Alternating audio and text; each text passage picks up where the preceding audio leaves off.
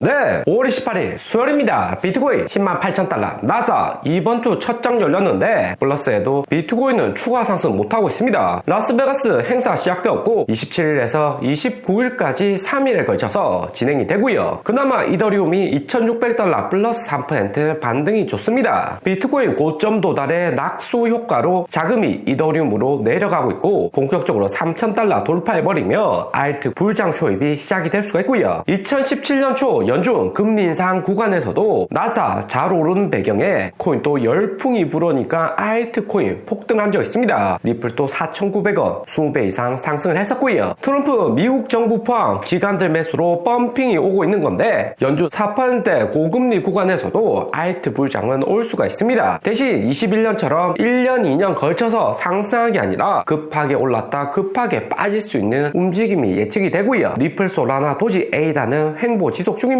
이더리움 도메스가 9%까지 상승했고 10% 넘기면 알트코인도 덩달아 오르는 경우가 많았고요. 비트코인은 작년 ETF 된 다음에 이전 데이터가 크게 의미 없어졌지만 이더리움과 이하의 알트코인들은 아직까지 기간 비중 적어서 고래와 개인들이 주체가 되는 이전 패턴을 보여주고 있습니다. 6월 3일 한국 대선 시작인데 코인 투자자들 자극시킬 만한 뉴스가 나고요. 타이거 리서치에서 코인 과세 조기 실행할 수가 있다. 그러면 거래량 20% 줄어들 거라는 부정적인 의견을 냈습니다. 누가 당선되더라도 코인 과세 2027년인데 미리 당겨서 할 거라는 생각은 안 들고요. 코인 투자를 30대에서 50대 남성 비중이 70% 절대적으로 많아서 투표를 유도시키려는 분석인 거죠. 무엇보다 코인 투자 가장 많이 하는 30대에서 40대 50대 남성이 투표율도 가장 낮습니다. 직장 가정 때문에 안 가는 경우도 있지만 기본적으로 무관심하고요. 지지율 순서로는 이재명 후보가 현재로서는 가장 높은데 과세 정책에서는 유예보다 공제 한도 상향을 5천만 원에서 1억 이상 늘리겠다는 공약입니다. 정말 안 좋은 정책이라 생각이 들고요. 작년 금투세 폐지 때도 민주당에서 나온 의견과 매우 유사하죠. 1억으로 공제 상향하면 개인 투자자들이 1년에 1억 이상 수익 못 볼 가능성 높으니까 개인은 상관없다 할 수 있지만 결국에 코인 시장 움직이는 것은 대량의 자금 베팅하는 고액 투자자 고래이고요. 200억 500억 투자하는 만큼 손실도 많고 1억 이상 수익은 쉽게 납니다. 과세 유예 안 해주고 공제 한도만 상향해버리면 고래 투자자들이 해외 거래소로 싹 빠져나갈 가능성이 100%이죠. 그러면 전반적인 국내 알트코인 시장은 게임 오버다. 거래량은 안 살아난다 생각하시면 됩니다. 김문수 후보도 과세 유예 한다는 입장이고 이준석 후보는 하버드 컴퓨터공학과 출신의 코인 투자도 초창기부터 한다고 알려져 있고요. 대신에 규제 완화와 산업, 성장 환경 초점이라는 애매모호한 공약을 보여주고 있습니다. 이준석 후보는 미국 따라서 결국 과세할 가능성이 있는데 미국보다는 세금을 싸게 해주는 정도지 과세 유예나 폐지는 없다는 거죠. 공약대로 코인 과세 그대로 실시되면 누가 되더라도 업비트나 빗성 거래소들이 가장 타격이 큽니다. 대선용으로 이렇게 표면적으로 공약을 하더라도 뒤에서는 업비트, 빗성 반드시 후보들에게 로비를 해가지고 코인 과세 유예 지속이나 폐지를 확답받아야 되고요. 안 그래도 비트코인 이더리움 ETF 나왔고 하반기 리플, 솔라나, 에이다 등 메인 알트코인도 ETF 되며 다수 투자자들 가장 안전한 미국 주식 ETF로 빠지는 거지 업비트 거래량은 더욱 축소됩니다. 빗썸 안 그래도 다시 거래량 떨어지면 적자 날 가능성 높은데 기존에 있는 투자자들 유출은 가속화가 될 수가 있고요. 두 번째 ETF는 수수료이나 정부기관 코인 투자 허용, 국가 전략자산 비축 제시 등 다양합니다. ETF 아직까지 통과 안 시켜준다는 자체가 한국 정부는 코인에 대해서 관심이 낮은 거고요. 어떻게 해서든 미국 코인 패권에 따라가려면 코인 과세에서 시장 육성시키는 게 급선무이죠. 한국은행 2010년부터 금가격 최고점에서 대량 매수하면서 10년간 물렸던 적이 있습니다. 결국에 한국 정부가 비트코인 ETF 통과 이후 정부 차원에서 매수하면 그때가 최고점일 가능성이 또 높은 거죠. 정부에서 코인 투자할 때는 내 돈으로 투자하는 것도 아니고 세금 투자하는 거기 때문에 투자성, 민심 이것저것 다 따지다가 고점에 물리는 경우가 대부분이죠. 투자는 개인들이 이제 사도 되겠지 하는 순간이 최고점입니다. 그 다음 정책 1거래소 당연히 해야 되는 거고 원화 스테이블 코인에 대해서도 이재명 후보와 이준석 후보 지난 토론에서 말이 많았고요. 이재명 후보는 원화 기반 스테이블 코인 지지한다 이야기는 하는데 그냥 중국처럼 만들면 안 되고 미국처럼 한국 국채 1대1로 연계되게 신중하게 제작을 해야 됩니다. 안 그러면 루나 코인 테라 사태 또 나올 수가 있죠. 그러니까 코인 잘하는 이준석 후보는 신중해야 하고 구체적인 논의가 필요하다 하는 겁니다. 겁니다. 워낙 스테이블 코인은 일단은 30, 40대, 50대까지 표심을 가져와야 되니까 지지는 하지만 이제 구상하는 단계라서 2, 3년은 걸리고요. 그때 되면 비트코인 현재 가격 유지할지 아니면 또 폭락가서 묻힐 수도 있는 정책이죠. 미국은 블랙록 같은 투자회사가 은행보다 힘이 세기 때문에 비트코인 ETF 스테이블 코인 도입이 빨랐지만 한국은 여전히 은행 파워가 큽니다. 신한, 국민, 우리 등 5대 은행이 주담대 이자를 기반으로 돈을 잘 벌고 있고요. 미국처럼 정부가 보장해주는 스테이블 코인 만들어서 예금 이자만 4%, 5% 준다고 하면 기존의 시중은행 2.5% 이자율 버리고 스테이블 코인으로 이동할 투자자는 많아집니다. 그렇게 되면 은행 주식은 하락을 하는 거고 코인 회사에서 부동산 대출까지 해줄 수도 있죠. 빠르게 코인 시장 지원을 안 해준다면 한국의 코인 경쟁력은 약화되는 거고 미국이 혹시라도 장기적으로 달러 스테이블 코인으로 무역거래 자금 결제나 중동 석유 구매할 때 반드시 스테이블 코인으로 구매해야 된다 이렇게 정해버리면 그때 되면 한국은 이미 늦은 상황입니다. 그리고 이번 주 나사 첫 장 열렸고요. 하루 전 메모리얼 데이로 화요일 쉬고 수요일부터 개장을 했습니다. 유럽 관세 50% 6월 초 부과하겠다고 이야기했다가 7월로 연기되면서 장 초반부터 전체적인 증시는 좋았고요. 특히 우리 테슬라 장중에 6.9% 올랐고 애프터장에서 1.2% 오르면서 $360 올라왔습니다. 무엇보다 일론 머스크 트럼프 정부의 도지 효율 부서 실패로 인해서 도지 떠나서 테슬라로 복귀 선언했고 24시간 테슬라와 X에 집중하겠다 회사로의 복귀 약속한다고 트위터도 했습니다. 거기에 7월부터는 로보택시 시범주행도 예정되고 있고요. 일론 머스크가 이렇게까지 테슬라 집중할 수밖에 없는 것은 트럼프 당선되고 나서 $488까지 올랐다가 유럽에서 극우적인 머스크 움직임 났고 도지 효율 부서로 미국 공무원들 수천 명씩 잘라내니까 안방인 미국에서도 테슬라 불매운동 일어났고요. 때문에 테슬라 주가 $220까지 폭락을 했습니다. 특히 4월 유럽 판매량에서 보면 등록 대수가 14,000대인데 동월 대비해서 49%나 감소를 했고요. 유럽이 경기가 나빠서 판매량이 줄어든 건 아닌 것이 유럽 전체 전기차 등록 대수는 전년 대비 34%나 증가를 했습니다. 테슬라만 그만큼 못 팔았다는 거고요. 때문에 일론 머스크 현재로서 도지 효율 부서 집중할 수가 없는 거고 테슬라로 돌아와서 좀 더 로보택시 빠르게 도입하고 내년에 사이버캣 저가형 자동차도 출시에 박차를 가야 됩니다. 테슬라 주가 상승은 잘했지만 여기서 전고점 뚫고 상승한 것보다 $400 부근에서 또다시 내려올 가능성이 높고요. 무엇보다 연준의 고금리 지속되고 있고 7월 말 로보택시 시작은 되지만 시범 운행인 만큼 문제는 많을 것으로 보입니다. 테슬라 로보택시 사고 났다, 이슈 터졌다 하면 뉴스 도배되기 때문에 주가에는 부정적일 수 있고요. 거기에 사이버캡이나 머스크 하는 로봇 사고 시 시간이 더 필요하고 현재로서는 실적에 반영되기는 쉽지가 않습니다. 미국 증시가 기대감으로 오르긴 한다고 해도 결국에는 실적이 받쳐줘야지 튼튼하게 저점 만들면서 올라갈 수가 있고요.